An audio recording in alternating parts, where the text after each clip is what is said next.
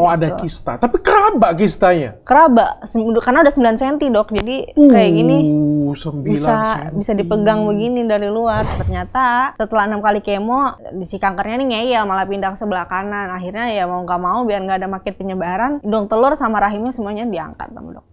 Aku kadang scroll TikTok aja ada orang lagi hamil atau lagi belajar sama anaknya, aku skip saking kayak ini suasana yang nggak akan gue lihat nih gitu. Tadi aku sudah lihat CT scan-nya. Dari cerita kamu aja sebenarnya aku sudah bisa menyimpulkan sih ini stadium berapa. Stadium apa tuh dok? Boleh nggak aku sampein? Aku pertama terima kasih sama dia. Udah nemenin aku dari awal diagnosa sampai hari ini. Dia nggak pergi, aku rewel, dia nggak apa-apa, cuman kayak sabar sayang, akunya kerja, sabar nanti ya gitu. Cukup dengan tanya Dokter Richard. Hari ini saya izin belajar dengan Sheila. Aku juga nanti mau belajar sama dokter ini. Waduh, belajar dengan aku. Aku tertarik banget. Ini Sheila ini adalah penderita kanker ovarium. Iya, betul. Stadium berapa? Tidak tahu. Tidak dikasih tahu, tidak mau tahu, atau bagaimana? Iya, ini? tidak dikasih tahu, terus tidak mau cari tahu. Buset, nggak dikasih tahu? Iya, aku juga nggak tahu alasannya apa pertama, terus yang kedua setelah aku pikir-pikir, ya udah aku nggak mau cari tahu juga takut kepikiran, ya udah deh, los aja sampai sekarang. Tapi kalau tahu juga nggak apa-apa. Kalau tahu nggak apa-apanya mungkin di luar ya, tapi di dalam mungkin kayak lebih, oh ternyata stadium, misalkan amit-amit, oh, ternyata stadium akhir, oh ternyata stadium akhir tuh kalau orang bilang nanti akan ini lebih dekat dengan kematian apa segala macam, takutnya berpikiran seperti itu gitu. Okay. Kalau di luar bilang nggak apa-apa, tapi kan dalam biasanya ada worry ya, iya. Ada kekhawatiran ya. Kalau boleh saya tahu dari kapan ya terdiagnosis? 2021. 2021. Iya. Orang lagi COVID semuanya kamu ke ovarium. 2021 November. Kalau awalnya itu aku TBC. Oh. Iya, aku TBC. Kamu umur berapa? 23. 23 tahun. Iya. Sudah nikah? Belum. Belum nikah, masih stay single. Di mana? Di Jakarta? Orang mana? Di Tangerang. Orang Tangerang. Iya, Oke. tinggal di Tangerang. Jadi 23 tahun, berarti waktu divonis ovarium umurnya 21. 21 tahun. Iya. Kayak gimana cerita awalnya? Awalnya aku habis renang, terus ada benjolan di bawah perut itu. Terus aku pikir itu tuh turun peranakan, turun bro gitu loh dok. Nah, aku urut lah buat naikin. Oke. Iya, terus ternyata tukang urut ini tahu antara aku namanya habis dari Villa Puncak ya, antara kista atau hamil. Nah di situ kan aku ke puncak juga sama teman-teman sama pacar aku. Tukang urut nih mau ngomong hamil atau kista, takutnya penyampaiannya salah. Terus akhirnya jadi bergelut sama orang tua gitu kayak apa-apaan nih gitu, belum nikah udah hamil gitu kan. Akhirnya karena panasnya nggak turun-turun juga, aku ke klinik lah untuk USG. Iya, demam juga. Demam juga, oke. Aku ke klinik untuk USG, minta temenin sama mama. Mama nggak mau karena pikirnya aku hamil. Jadi kayak ya udah terserah, kan namanya orang tua kalau udah anak MBA kan jadi mereka agak sedikit gimana gitu ya sama anak. Jadi kayak ya udah aku pergi sama pacar aku ke ke klinik untuk USG. Di USG ada kista, baru tuh mama dari situ nemenin aku buat kontrol terus. Oh gitu. Ada kista, tapi keraba kistanya? Keraba, karena udah 9 cm dok, jadi kayak gini 9 cm. bisa dipegang begini dari luar. Ada gejala nggak selain keraba? Aku nggak mens 3 bulan. Oh. Aku pikirnya itu karena TBC, karena siklus aku sering minum obat rutin, menstruasiku, hormonku berantakan gak lancar. Jadi kayak oh ya udah mungkin ini selama pengobatan aja, nanti setelah pengobatan TBC selesai aku mens lagi nih gitu. Ternyata benar, aku selesai kan Juli ya, kan pengobatannya 6 bulan. Saya Juli, Agustus itu aku udah mens lagi. Terus habis itu ya udah setelah itu nggak mens lagi. Oh, nggak teratur. Iya, nggak teratur. Habis pengobatan TB sempat mens 1 kali, tapi habis itu nggak teratur. Nggak teratur lagi. Nah, November itu awal banget itu kista, aku tahu. Kista, oke. Kista nggak apa-apa dong, biasa aja dong kista. Terus bagaimana? Tapi ya kista aku nyari di Google serem. Nggak bisa punya anak, apa segala macam gitu. Jadi menakutkan gitu. Nah, ya udah akhirnya pas habis operasi, terus setelah dengar kalimat harus operasi besar, lihat di Google juga serem gitu kalau operasinya nggak berjalan lancar apa segala macem gitu kan. Kalau kamu lihat resiko efek samping semuanya serem semua. Makanya kan aku searchingnya tuh di Google gitu. Jadi itu menyeramkan, tapi setelah dijalanin selesai operasi pertama itu ya udah kemo 6 kali. Di kemo? Iya, di kemo. Oh, di kemo juga? Karena di kistanya terdapat sel ganas, jadi harus di kemo. Oh, kistanya diambil, terus di patologi anatomi, terus ketemu sel ganas. Iya, betul. Oke. Itu pertama kalinya itu masih kista atau sudah berubah tuh diagnosisnya? Itu masih kista ovarium, jadi kanker ovarium. Di saat itulah berubah diagnosisnya? Iya, langsung. Dan di saat itu kamu dikasih tahu?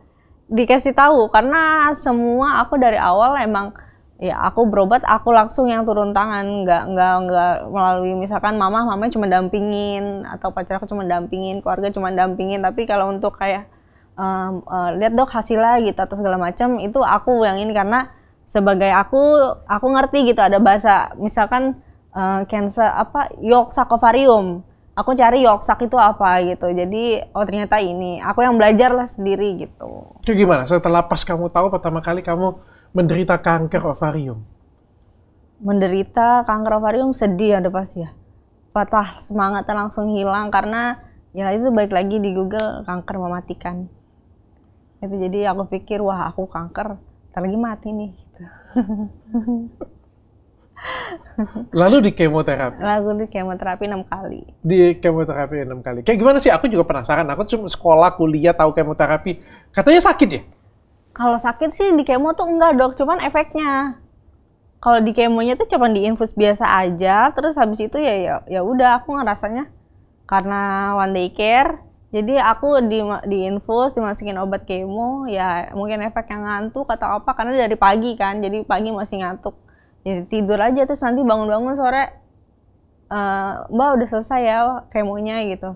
Kemo hari pertama udah selesai. Kemo gini doang. Nggak ada sakit? Nggak ada. Oh. Paling setelahnya itu kayak orang lagi demam, kecapean aja. Mual muntah, nggak selera makan, mulut pahit, gitu aja. Jadi nggak nyaman ya? Iya, efek-efek yang basic orang-orang kelelahan banget gitu aja. Oke. Dan itu kamu lakukan 6 kali? 6 kali. 6 kali itu apa gimana tuh? Seminggu sekali? Jedanya 3 minggu sekali. 3 minggu sekali. Dan apa yang dikatakan setelah kemo? Setelah kemo, CT scan, ternyata pindah ke sebelah kanan. Ada. Dari yang kiri, karena dokter awal mempertahankan semua yang ada di aku, karena aku belum nikah. Jadi besar kemungkinan, besar harapan dokter yang angkat ini, aku masih bisa diselamatin lah. Aku nanti nikah masih bisa punya anak atau segala macam, karena rahim sama indung telur diselamatkan gitu. Ternyata setelah 6 kali kemo, si kankernya nih ngeyel malah pindah ke sebelah kanan. Akhirnya ya mau nggak mau biar nggak ada makin penyebaran, indung telur sama rahimnya semuanya diangkat sama dokter. Gimana perasaan kamu? Oh itu langsung yang benar-benar dropnya parah karena langsung ngerasa udah nggak ada harapan jadi ibu. Apalagi ikutin tren sekarang, hi kids, this is your mom. Nggak bisa ikut-ikut yang. Aku kadang scroll TikTok aja ada orang lagi hamil atau lagi belajar sama anaknya, aku skip saking kayak ini suasana yang nggak akan gue lihat nih gitu, yang nggak akan gue rasain, jadi kayak happy ya udah. Biasanya kan liat TikTok atau liat apa aku perhatiin gitu, kontennya apa, kontennya gimana aku pelajarin karena aku juga lagi belajar jadi konten kreator gitu. Tapi kalau untuk kayak happy family aku kayak udah. Di situ patahnya. Patah? Iya. Hancur. Tapi ya seiring berjalan waktu, walaupun mulut aku bisa bilang udah bisa berdamai ya, tapi kadang kalau ya ini pembahasannya agak arah ke sana ya, agak deep lagi gitu. Agak kena itu bagaimanapun juga ya. Dari tadi sebenarnya satu ya kenanya ya, lalu habis itu pindah dan akhirnya diangkat semuanya. Akhirnya diangkat semua, tapi operasi kedua tidak berjalan dengan lancar karena akunya ngedrop di meja operasi. Jadi dokter nggak mau ambil resiko, takut aku meninggal di meja operasi. Lalu? Lalu aku masuk ICU, akhirnya 3 hari, terus habis itu kemo lagi. Itu karena sisa-sisa yang nempel-nempel di ususnya itu nggak keangkat. Jadi berkembang lah si tumornya ini gitu, perut aku membesar. Oh, ada perlengketan. Di usus. Ada perlengketan di usus. Aku 2 bulan nggak bisa makan. 2 bulan kamu nggak bisa makan? Turun jadi 30 kilo. Turun 30 kilo? Begini banget. Lalu masih di kemoterapi lagi? Sebelum operasi kedua itu kan aku April 2023 ya.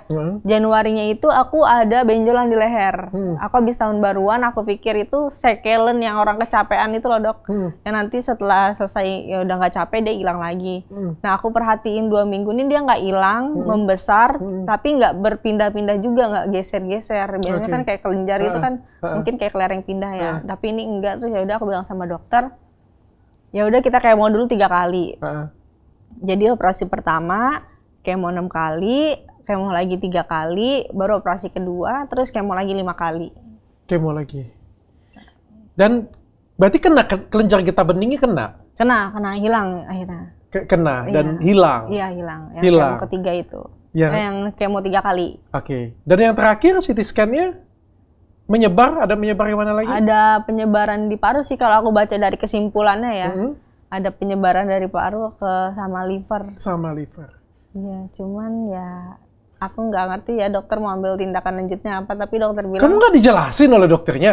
Karena belum ketemu langsung, karena kan BPJS dok. Jedanya kan nunggu antriannya lama. Aku kalau udah, itu sebenarnya yang kemarin ketahuan paru dan liver metas itu, aku langsung pakai appointment pribadi karena ya aku worry dong. Ini ada penyebaran lagi gitu. Ya udah akhirnya CT scan lagi buat karena masih terlihat itu tuh masih belum tahu penyebaran kah atau pertumbuhan baru. Jadi sama dokter di CT scan lagi. Nah, ini hasil udah keluar yang terakhir. Aku baru ketemu nanti tanggal 18. Tadi aku sudah lihat CT scan-nya. Dari cerita kamu aja sebenarnya aku sudah bisa menyimpulkan sih ini stadium berapa. Stadium apa tuh, Dok? Boleh dengar nggak? Boleh nggak aku sampein? Boleh. Tapi mengganggu kamu nggak nanti? Kalau mengganggu kamu lebih bagus aku nggak sampein. Enggak sih. Nggak mengganggu. Jadi kayak, oh ya udah gitu. Maksudnya dari segi dokter nih nanti bisa aku pastiin lagi ke dokter aku gitu. Aku bisa, akhirnya kan kalau dari dokter bilang mungkin stadium awal. Oh stadium awal, coba deh penasaran ke dokter aku langsung. Maksudnya mau ada 2 opsi lah gitu. Oke, dari dokter. Apa dok? Kanker itu ada 5 stadium. Yeah. Ada 5 stadium ya. Itu kalau saya nggak salah ya, ada 5 stadium ya. Dan kalau misalnya sudah metastasis ke kelenjar getah bening, yang tadi kan kamu sudah ceritakan tadi ada pembengkakan kelenjar getah bening dan katanya sudah metastase ke sana juga, itu sudah masuk ke stadium 2. Kalau sudah masuk ke organ-organ lain, ini kalau saya nggak salah ya, koreksi saya kalau saya salah ya, udah lama saya nggak belajar kedokteran ya, itu adalah stadium 4. Stadium 4. Apalagi kalau sudah kena ke paru-paru dan hati. ABC-nya biasanya kayak ada 4A. Kalau itu harus diteliti lagi lebih lanjut lagi. Tapi kalau misalnya kita sudah metastase ke organ lain di luar dari organ itu, biasanya itu adalah stadium 4. Dan dokter sih CT scan terakhir aku kasih lihat dia bilang kita kemo lagi ya. Nanti mungkin ya dok. Kamu mau kemo lagi nggak? Mau, karena kan obatnya itu doang. Yang kamu rasain sekarang dia apa?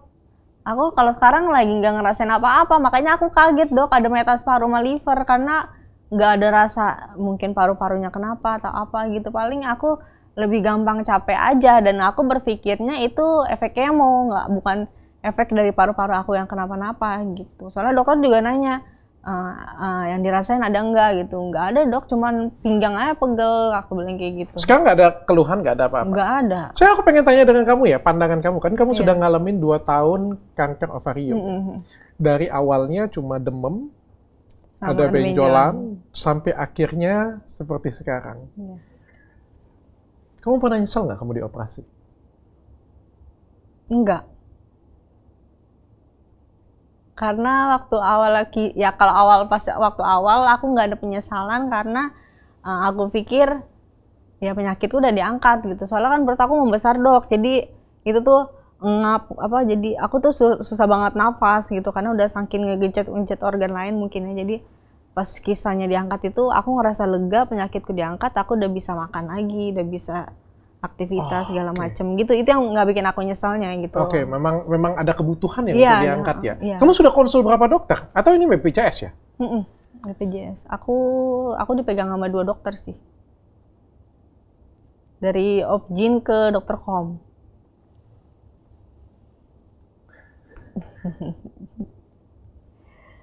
Apa tanggapan keluarga kamu dengan sakitnya kamu? Iya, awalnya sama, pasti nggak terima, kayak aku kaget lah, ternyata kan dipikir-pikir katanya cancer itu dari genetik, makanan atau pola hidup lah segala macem, tapi ternyata dari genetik atau apapun nggak ada gitu. Baru aku jadi ya shock. Ya, apalagi kan ini di usia masih muda banget ya. Apalagi ya rahim diangkat. Ada terima nggak terima, ya dari mulut bisa nerima, cuman dari dalam kan pasti tetap aja ribut. Nggak bisa, lu harus, apalagi sebelum ini kayak punya pemikiran kayak, nanti anak kita sekolah di sini, nanti kita kalau udah punya anak kayak gini gitu. Ternyata, jadi kayak gimana? Kamu ditinggal pacar nggak? Enggak. Alhamdulillah enggak. Enggak ditinggal pacar? Enggak. Aman? Masih sayang kamu dia? Masih, sampai hari ini. Enggak ninggalin kamu? Enggak. Luar biasa ya? Yang nemenin ya? Iya. Wah, luar biasa mas. Mantap. Iya, dia nggak apa-apa. Keluarga dia ada apa-apa nggak? Nggak tahu ya. Soalnya aku belum ada obrolan sampai ke keluarganya sih. Paling cuman Sahel doang, nanya-nanya kabar gitu. Minder nggak sih kamu kalau misalnya, aduh kan kamu kan nggak bisa kasih keturunan. Minder, terus aku nyuruh dia pergi. Kamu suruh dia pergi? Iya, karena kamu udah tahu nih aku nggak bisa ngasih anak apa segala macam. Apalagi pacar aku suka banget sama anak kecil. Jadi di situ yang bikin aku kayak malah jadi merasa bersalah gitu. Terus apa kata dia? Enggak lah, kalau kita punya uang kan kita bisa adopsi. Ya makanya aku nggak tahu lah rencana Tuhan kayak gimana. Dari semua orang di sekitar kamu, siapa sih penguat kamu? Pacar aku. Pacar kamu. Kayak gimana kalau misalnya ini ya, dia pergi ninggalin kamu? Gila kali ya. Mas tengah mas. Karena 24/7 tetangga aku dia itu. Jadi kayak aku ke IGD tengah malam pun aku bangunin, ya ayo gitu. Jadi kayak kalau misalkan ya nggak sama dia lagi, ya aku bingung gitu. Siapa nanti yang temenin ke rumah sakit, siapa yang nggak apa-apain aku gitu. Tapi ya kan kamu sudah tahu juga kan, bahwa kamu punya kekurangan, kamu juga punya masalah, sakit kamu juga belum selesai, ini ada metastase, artinya masih panjang. Dan ya kita nggak ada yang tahu ya, kalau misalnya itu suatu hal yang melelahkan dan dia memilih pergi untuk meninggalkan kamu. Ya paling di luar bilang nggak apa-apa sih. Ya udah gitu, karena ya kadang lagi ribut masalah apapun gitu, kayak berantem kecil lah, namanya pacaran kayak udahlah putus aja gitu. Tapi kalau udah tinggalin beneran nangis gitu, paling kayak gitu. Di luar ya udah nggak apa-apa, paling di dalam sih yang ribut. Karena aku nggak tahu lagi kalau nggak sama dia. Soalnya mama bapak tuh kan, mama nggak bisa bawa mobil, bapak juga sama udah nggak bisa karena penglihatannya kan udah mulai rabun. Jadi ya ngandelinnya Tangerang, Jakarta, kan aku berobatnya di Jakarta. Jadi ya ngandelinnya dia doang. Ngandelin dia doang. Mudah-mudahan dia nemenin kamu terus ya. Amin. Aku mau nikah dok, cuman aku takutnya nikah sebentar, terus aku meninggal dia jadi duda muda gitu loh, ngerti gak sih? Jadi kayak nikah nggak ya gitu. Tapi kalau gua nikah nanti dia jadi duda gitu, bukan jadi yang jomblo sebagai anak muda gitu. Jadi makanya kayak nikah nggak ya gitu, bingung. Kamu pengen nikah? Dia mau nikahi kamu? Iya, tapi kita masih sama-sama fokusnya untuk cari tempat tinggalnya dulu. Menurut kamu bagaimana? Aku percaya sih dinikahin. Karena sejauh ini ya aku bilang kalau kita nabung dulu pelan-pelan, aku bilang kayak gitu. Gila, disayang banget dengan kamu ya? Iya. Hidup pacaran berapa lama ini? 2 tahun dari awal aku diagnosa. Dari awal kamu diagnosa? Baru sembuh TBC. Aku sembuh TBC kan Juli ya. Aku kenal dia Agustus. Dia macarin aku September. Aku awalnya nggak sayang Dok, karena apaan sih baru ngedeketin sebulan udah ngajak pacaran gitu. Main-main banget ini mah. Terus ya udah aku bilang, ya udah aku terima, tapi aku masih belum ada rasa nih gitu. Aku 6 bulan lah sampai operasi pertama tuh aku rasa sayangnya tuh belum ada banget gitu. Tapi setelah itu mama langsung bilang, nggak boleh kayak gitu teh, mama gitu. Lihat aja, Albi udah selalu nganterin, udah selalu nemenin, Albi baik gitu. Jadi kayak ya gitu. Aku boleh masukin nggak sih ke dalam ini? Dia malu Dok, dia nggak bisa ngomong. Masuk yuk, ngobrol yuk. Nggak apa-apa, ngobrol biasa aja. Kita mah diskusi ngobrol biasa aja. Ayo. Dia panik kalau disuruh ngomong. Nggak apa-apa, santai aja, kita ngobrol biasa aja. Permennya sayang, permen. Dengan Mas siapa, Mas? Albi, Dok. Mas Albi. Yes, saya berhasil Medan pujuk. dia. Medan. Oh, orang Medan? Iya, Dok. Oh, sama. Aku juga lahir di Medan. Medan. Iya, gua lahir di Medan. Oh iya, serius. Kamu luar biasa banget. Kamu mendapatkan tepuk tangan yang luar biasa dari aku. Terima kasih, Dok. Benar ceritanya? Iya, Dok. Kamu umur berapa? Aku umur 22. Boleh nggak aku tanya, kenapa kamu nggak ninggalin dia? Ya, karena dia berbeda dari yang lain sih, Dok. Secinta itu kamu Iya. dengan Sela. Benar, sesayang itu. Kamu udah pernah pacaran berapa kali, Mas? Aku 2, sama dia 3. Sama dia 3. Apa yang buat kamu tuh sangat mencintai dia? Susah ya sebenarnya. Ya, dia penyayang, dia dewasa, dia yang sejauh ini yang merubah hidup saya lebih baik lagi, yang lebih dewasa, dan sayang lah sama keluarganya, dan sayang sama saya. Dia baik, Dok. Oke. Mas, boleh saya tanya dikit? Tadi sudah diceritain oleh Sela, Mas ya? Kamu nggak dikatain keluarga kamu gitu? Enggak, malah keluarga ngomongnya nggak apa-apa.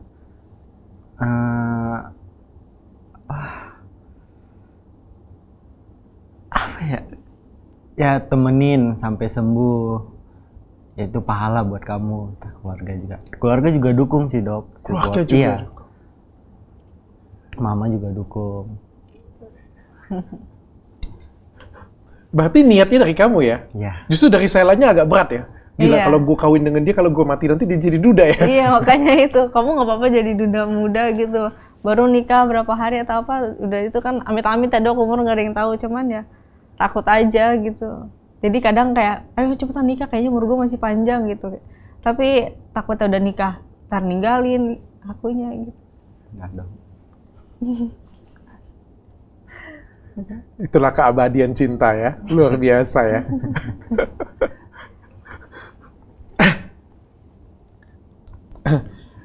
Sela ini dari ada nggak yang mikir ini bukan sakit?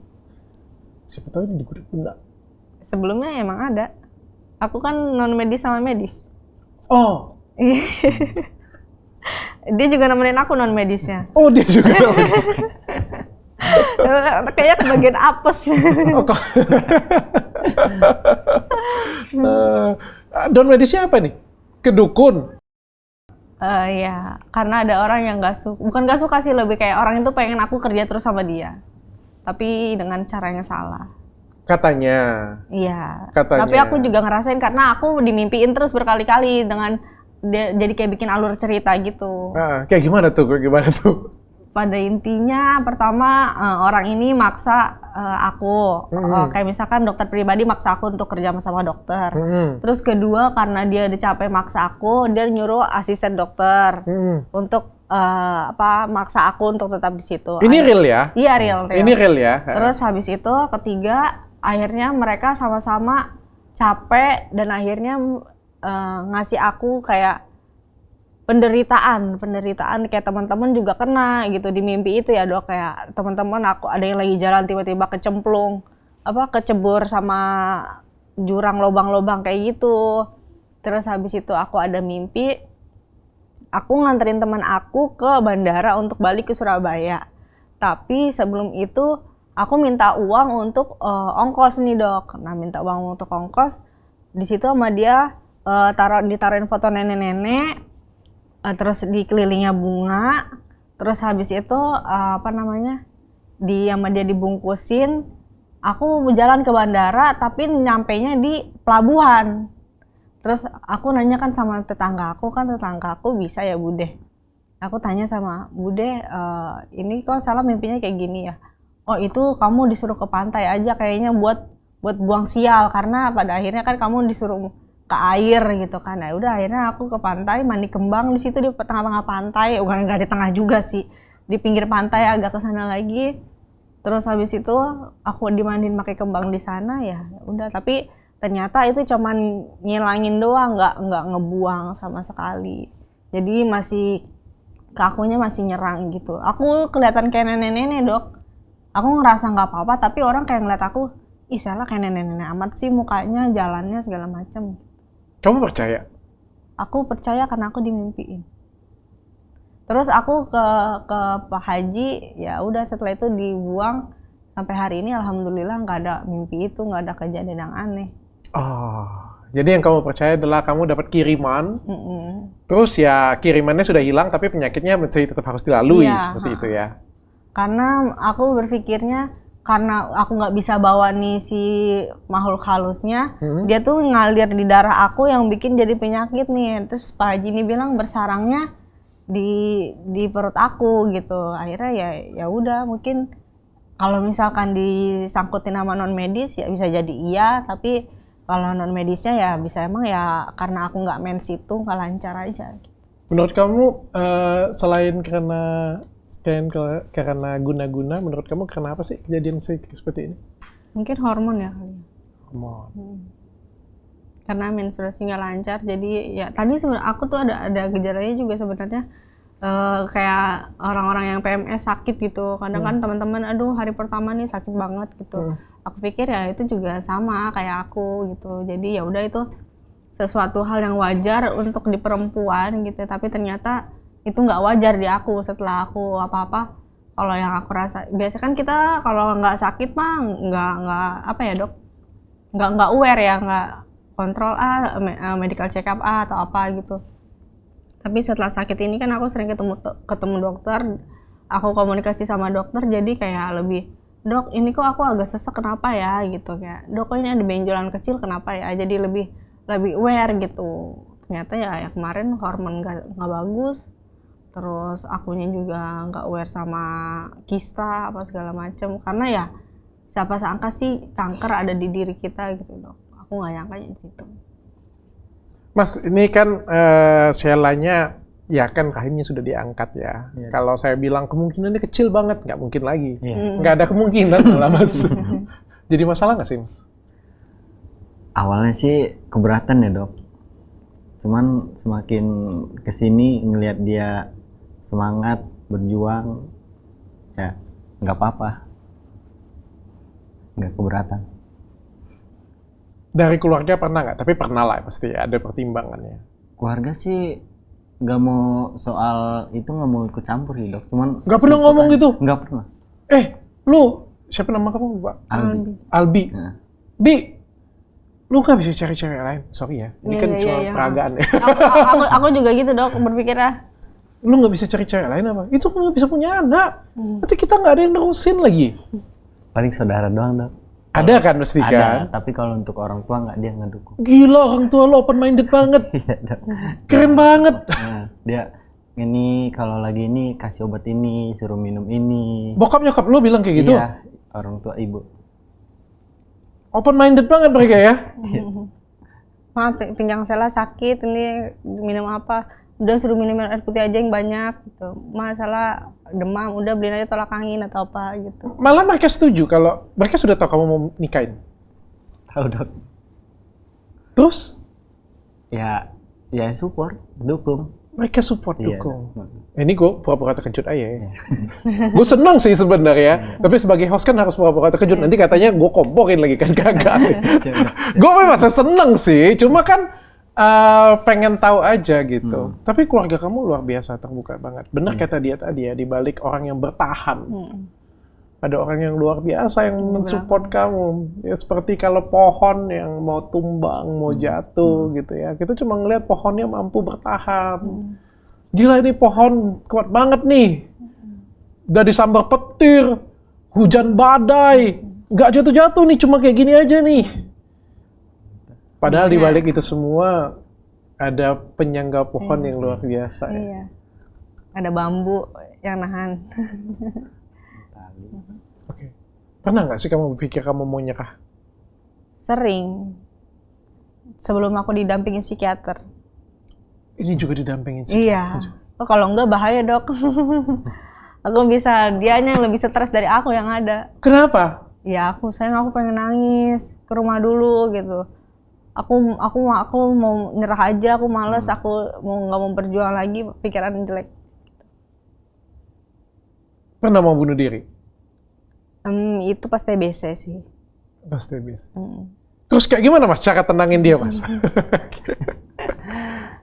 ya kamu bisa, kamu kuat, pasti ayo berjuang sama aku temenin sampai sembuh. Ayolah gitu. Yakinin gitu yang sayang sama kamu, banyak yang doain kamu. Keluarga juga pasti kan nggak mau kalau kamu itu nyerah mulu, sedih terus. Ayo semangat gitu aja sih. Artinya ditemenin terus Mas ya? Iya. Mas, aku boleh nggak tanya, tapi aduh, aku minta maaf ya kalau pertanyaannya agak ini ya. Ada Sheila pula di sini, tapi nggak apa-apa lah kita ngobrol karena ini kita sudah dewasa lah ya, dan harusnya kan semua informasi juga bisa diakses dari internet juga ya. Kan cancer ini apalagi sudah metastasis, sudah menyebar ke organ lain. Saya nggak mendahului, tapi bisa terjadi. Ya resikonya adalah nyawa Mas. Dan kita ngomong cancer ini kan cukup cepat dan kita tidak ketahui kapan. Ya bisa bulan, bisa tahun, bisa puluhan tahun. Kita nggak tahu. Tapi yang jelas sampai sekarang tuh nggak ada yang namanya obat cancer untuk menyembuhkan, Mas. Kamu udah siap itu, Mas? Siap untuk kehilangan aku. Siap nggak siap sih, Dok. Tapi kalau emang ya Tuhan lebih sayang lagi ke dia, kalau dia mau ngambil Sheila, saya siap Mas. Kalau dia harus pergi, tapi ya sedih lah, nggak rela juga.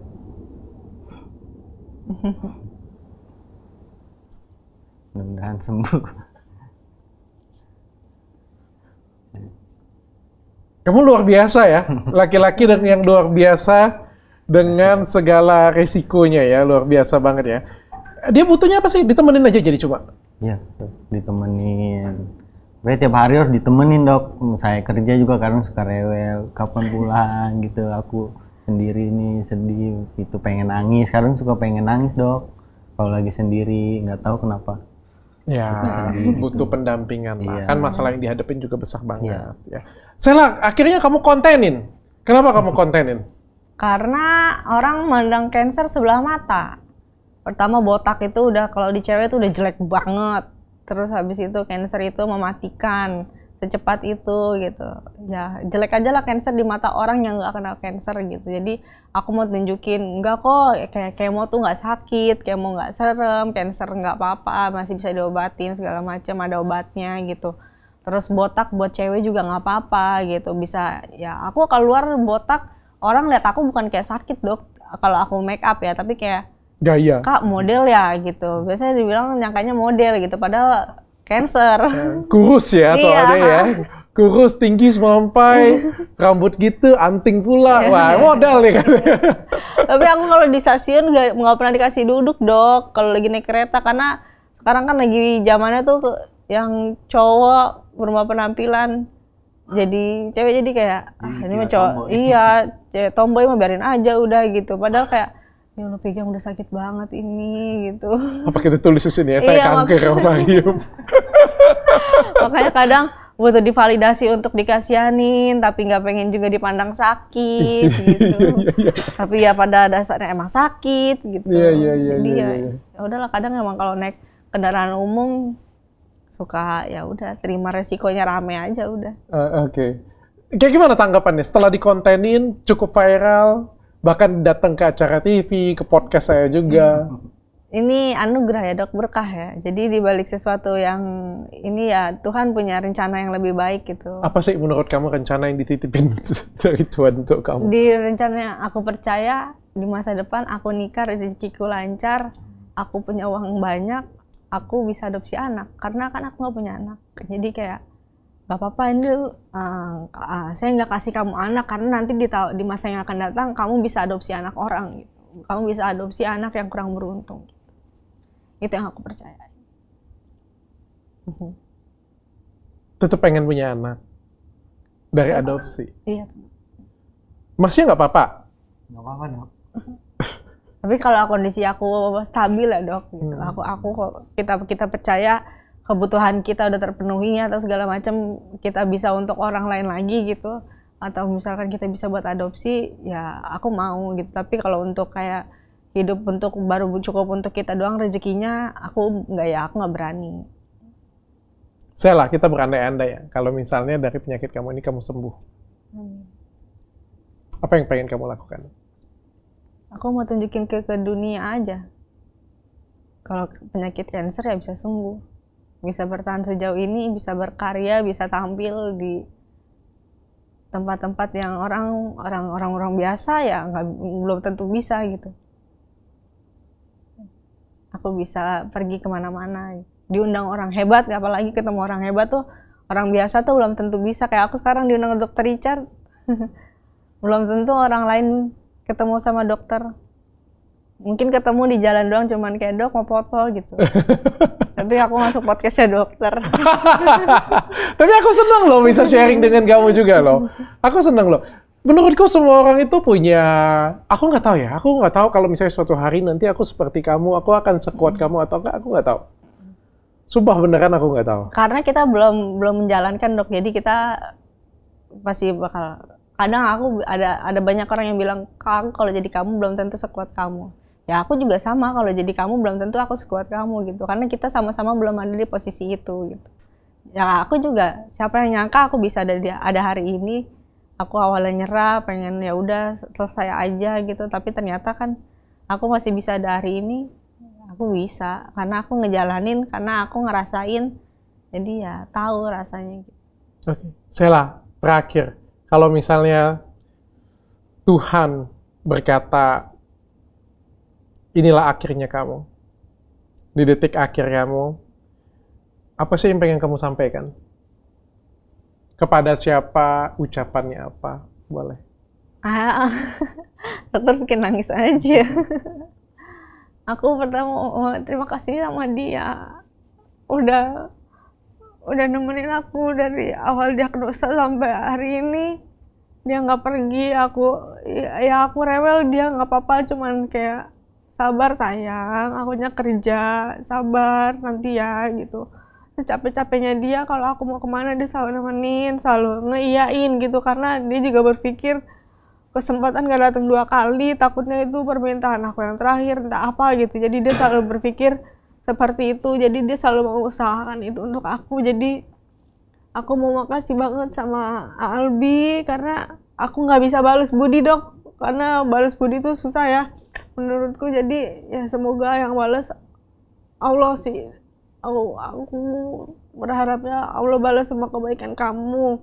Terus habis itu aku mau ke keluarga juga, keluarga yang nggak ninggalin aku, ke teman-teman aku yang support, ke orang-orang yang sebelumnya nggak suka sama aku juga. Ya mungkin kamu berbahagia lah aku nggak ada gitu, tapi percayalah hati aku sakit gitu kak. Ketika aku lagi masih sakit, aku sakit kayak gini, dizolimin gitu. Aku selalu doain yang terbaik, tapi aku selalu berdoa, ya Allah tolong turun tangan untuk orang yang zolim sama aku gitu. Mas, gantian mas terakhir mas. Sela butuh support system. Boleh nggak disampaikan support systemnya ke Sela supaya Sela mau bertahan? Ya, semangat sayang, kuat. Pasti ini ada jalan keluarnya. Pasti sembuh, insya Allah sembuh. Kamu hebat. Nah, ya sudah.